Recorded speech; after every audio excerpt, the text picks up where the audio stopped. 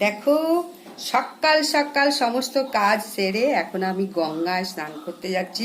গঙ্গায় স্নান করা তো খুবই পুণ্যের কাজ, সকলেই জানো। যাদের গঙ্গা নেই তারা বাড়িতে ওম গঙ্গা করে স্নানটা করে নেবে বিপত্তারিণীর দিন। আর মা গঙ্গাকে কি কি দেব এখন দেখে নাও। এইসব দিয়ে মা গঙ্গাকে আমি পুজো দেব। ঘিয়ের প্রদীপ নিয়েছি, দেখো গাছের পেয়ারা, খেজুর, আঙুর আর হরিতকি ফল। আমি সবসময় বলি একটা দিতে, হরিতকি ফল। আর এইসব দিয়েছি, বাতাসা, নকুলদানা, কাজু, কিশমিশ সব দিয়েছি। আর এই দেখো 5 টাকার একটা কয়েন দক্ষিণা দিয়ে আমি প্রদীপটা জ্বালিয়ে ধূপটা এতে গুঁজে মা গঙ্গা দেবীকে ভাসিয়ে দেবো। আর যত রকম ফুল পেরেছি, আমার গাছের ফুল, বেলপাতা সব নিয়েছি, দেশলাই নিয়েছি, আমি এখন জ্বালিয়ে দেবো। গঙ্গায় স্নান করে এসে বাড়িতে আজকে পুজো, বিপত্তারিণী পুজো তো দেবোই 13 রকম ফুল ফল দিয়ে। আর বাড়িতে এসে আহার করব, কি কি আহার করব, কেমনভাবে আহার করতে হবে সেটাও বলবো, কি কি আজকে আহার করতে হয়। আর 13 রকম ফুল, 13 রকম ফল, আর 13টা লাল সুতোয় গিঁট এবং 13টা দুব্ব, এরও মানেটা আমি পরে বলে দেবো। চলো তাহলে এখন গঙ্গায় স্নান করে আসি, একটা পুণ্য তো করে আসি।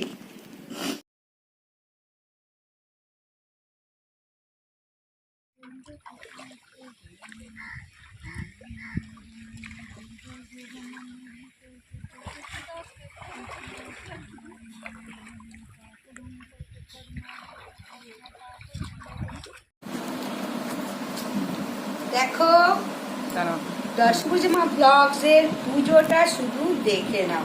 আজকে জয় মা বিপত্তারিণীর পুজো। মঙ্গলবার হয়ে গেছে, শনিবার। 13 রকম ফল দিয়েছি। সব রকম ফল দেখাতে পারবো কিনা জানি না। 13 রকম মিষ্টি, অবশ্যই 13 রকম ফুল, গুনে গুনে সব আমার গাছের ফুল, সমস্ত ফুল আমার গাছের। এতে 13 রকম ফুল আছে। কিন্তু মা বিপত্তারিণী সব থেকে বেশি পছন্দ করে জবা। তাই জবার মালা, জবা ফুল যত বেশি দিতে পারবে ততই কৃপা পাবে মায়ের। আর দেখো, ঘিয়ের প্রদীপ অবশ্যই নিয়েছি একটা।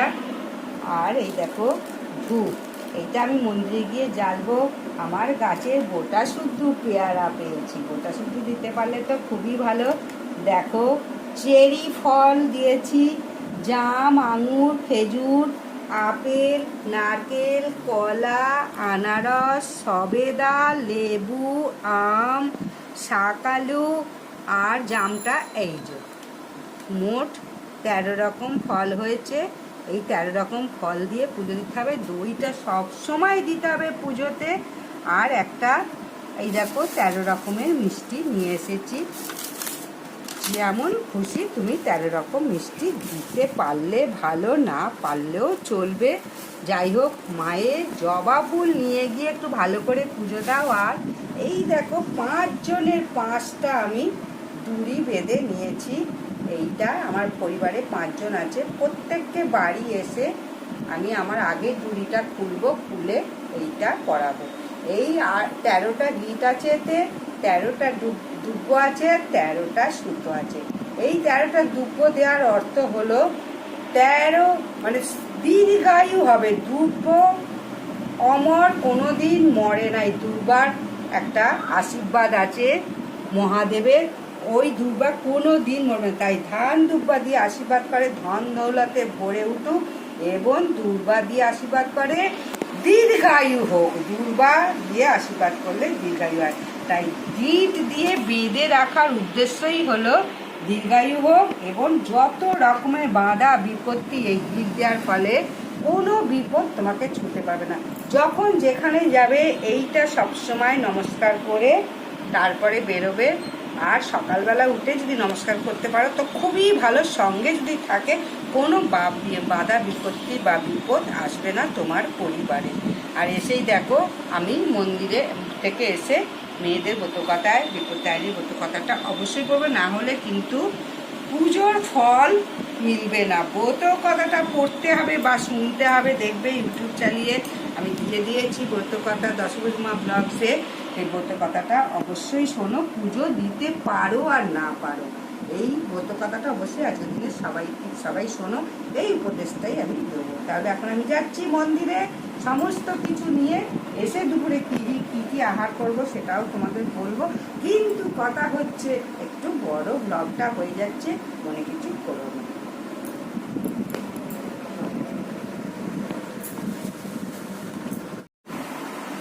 জয় মা বিপত্তারিণীর ব্রত অবশ্যই হাতে ফুল, বেলপাতা, জবা ফুল হলে বেশি ভালো নিয়ে ব্রত পাতাটা পড়বে শেষ পর্যন্ত। তারপরে ওই সমস্ত রকম ফল টুকরো করে খাবে। ব্রত কথা শুরু। বৈদর্ভের রাজা ধর্মশীল, তিনি দান ধ্যান যজ্ঞ নিয়ে থাকতেন। রানী সুরূপার ছিল ধর্মপরায়ণা, তিনি 12 মাসে 12 ব্রত নিয়ে থাকতেন এবং সকল জাতের মেয়েদের সঙ্গে মেলামেশা করতেন।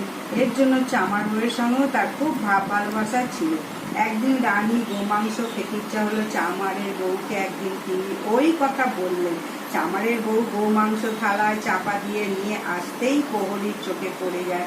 প্রহরী রাজাকে খবর দেন। রাজা রানীকে এসে বলেন, তোমার সই কি দিয়েছে দেখি, আমি দেখতে চাই।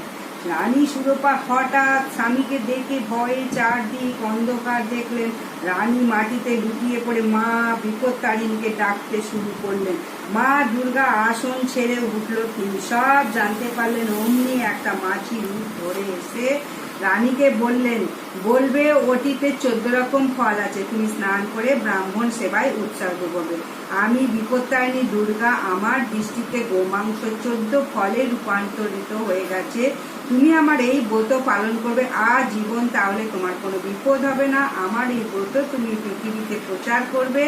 রাজা স্নান করে 14 রকম ফল ব্রাহ্মণদের দান করে তৃপ্তি হলেন আর রানী বিপত্তারিণীর ব্রত প্রতি বছর পালন করতে লাগলেন।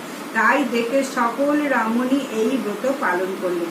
আষাঢ় মাসের শুক্লা তৃতীয়া হতে নবমী তিথি যে কোনো দিন, শনি কিংবা মঙ্গলবার, অর্থাৎ রথযাত্রার দিন থেকে উল্টো রাতে রথের মধ্যে শনি কিংবা মঙ্গলবারে এই ব্রত পালন করতে হয়। ব্রতের ফল রমণীরা যে কামনা করে এই ব্রত গ্রহণ করেন, সেই সকল বিপদ হতে মা বিপত্তারিণী উদ্ধার করে থাকেন। জয় মা বিপত্তারিণী জয়, জয় মা বিপত্তারিণী জয়। দেখো, বিপত্তারিণীর দিন বাইরের পুজো দিয়েছে, আমার গৃহেরও পুজো দিয়ে নিলাম। আজকে আমার ঘরে সমস্ত রকম ফুল, বেলপাতা, 13 রকম ফুল তো পেয়েছি। দেখো, সমস্ত ঠাকুরকে পুজো দিয়ে দিলাম। লক্ষ্মী গণেশকেও দেখে নাও। আমার নিচের তাকে রয়েছে অনেক দেবতা রয়েছে। যাই হোক, পুজো দেখালাম। আর সর্বশেষ শঙ্খ বাজাবে, অবশ্যই প্রতিদিন পুজোয় শঙ্খ বাজাবে, ধূপ দীপ জ্বালবে এবং প্রত্যেক দিন ঠাকুরকে যা থাকবে তাই দিয়ে সুন্দর করে ভক্তি ভরে সেবা দাও। আর শুদ্ধ জল দাও ঠাকুরকে, গঙ্গার জল না দিলেও চলবে।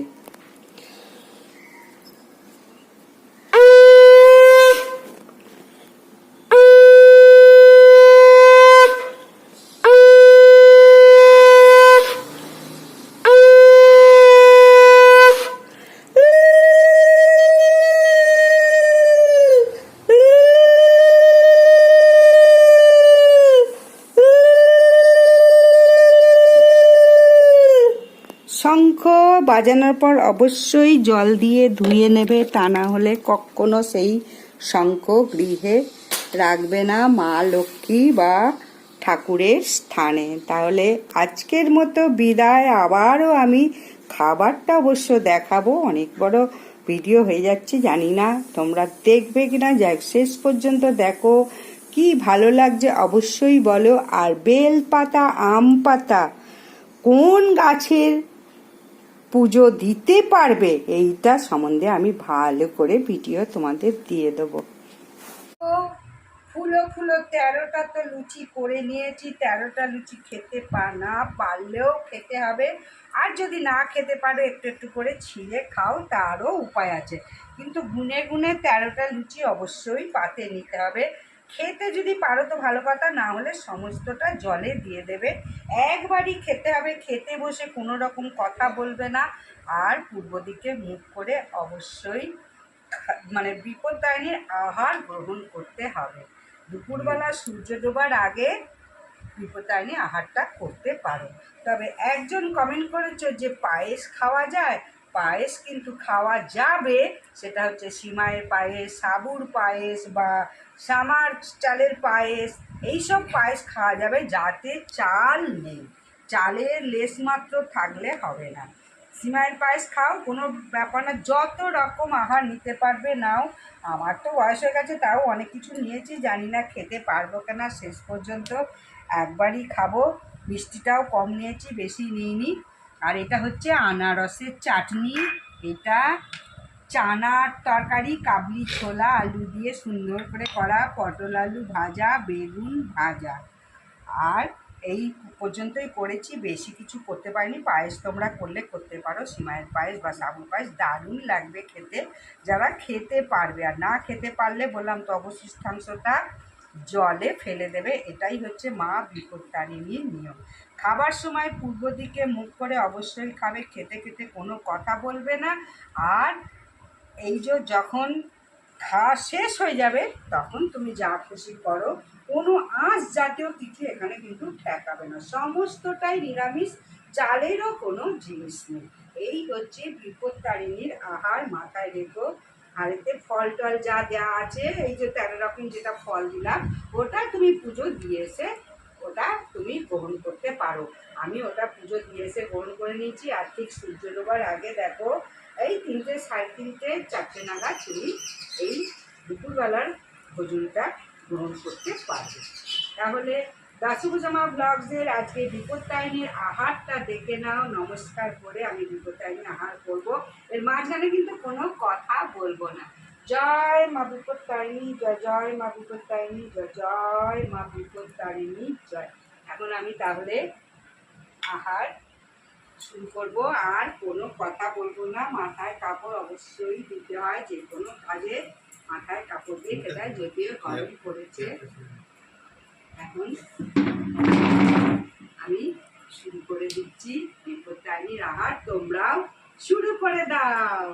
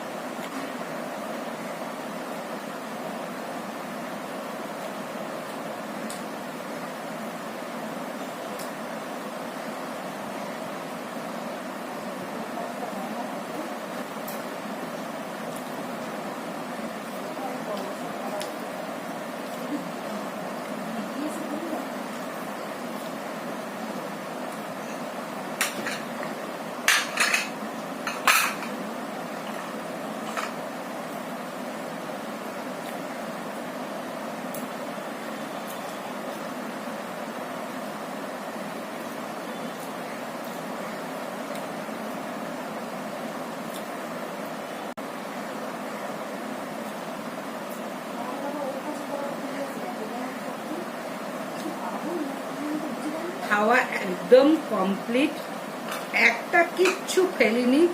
আমি 5টা লুচি খাই, সেই 5টা লুচিকে 13টা করেছি। একদম আমার ঠিকঠাক হয়ে গেছে। পাশে লুচি নিয়ে রেখেছিলাম, যদি লাগেও নি, আবার বেশিও হয়নি, একদম মাপ মাপ, কারণ একবারই খাবো, একটু চেপে চেপেই খেয়ে নিয়েছি। যাই হোক, আজকের মতো এখানেই ব্লগটা শেষ করছি। কি কি আহার করলাম, এই রকমই বিপত্তারিণীর দিন আহার করো। রাত্রিরে চা জল, সন্ধেবেলা চা জল এসব খেতে পারো, কিন্তু এই সব জিনিস আর কিচ্ছু কিন্তু খাবে না। একবারই খাদ্য গ্রহণ করবে, এই ময়দা লুচি এইসব জিনিস, অন্য কিছু না, চালের কোনো জিনিস নয়। বিদায়, নমস্কার। প্রত্যেকে ভালো থাকো, সুখে থাকো, শান্তিতে থাকো, এই কামনা করে আমি আমার ব্লগটা শেষ করছি।